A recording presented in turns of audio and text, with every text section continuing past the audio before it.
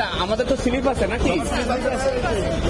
আচ্ছা এই ইস্যু তুমি তো এদের কি করো ভাই, সব কিন্তু আমার এলাকার।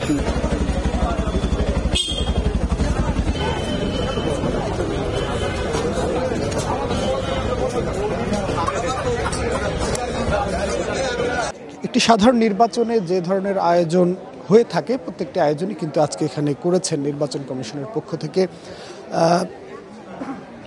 মূলত যেহেতু আগামী নির্বাচনে দুটি ভোট একসাথে অনুষ্ঠিত হবে, গণভোটের পাশাপাশি জাতীয় নির্বাচন, তো সেক্ষেত্রে নির্বাচন কমিশন আসলে তারা তাদের সর্বশেষ যে অভিজ্ঞতাটি সেই অভিজ্ঞতাটি ঝালাই করার জন্যই মূলত আজকে এই ভোটের আয়োজন করেছেন। এবং তারা বলছেন যে যেহেতু দুটি ভোট একসাথে দিতে হবে একজন ভোটারকে, সেক্ষেত্রে কী ধরনের বাড়তি সময় লাগতে পারে, বুথের সংখ্যা বাড়তি প্রয়োজন হবে কিনা, ভোট কক্ষের সংখ্যা প্রয়োজন হবে কিনা, সে বিষয়গুলো নিয়ে মাঠ পর্যায় থেকে তারা অভিজ্ঞতা নিতে চান এবং সেজন্যই আজকের এই ভোটের আয়োজন করছেন।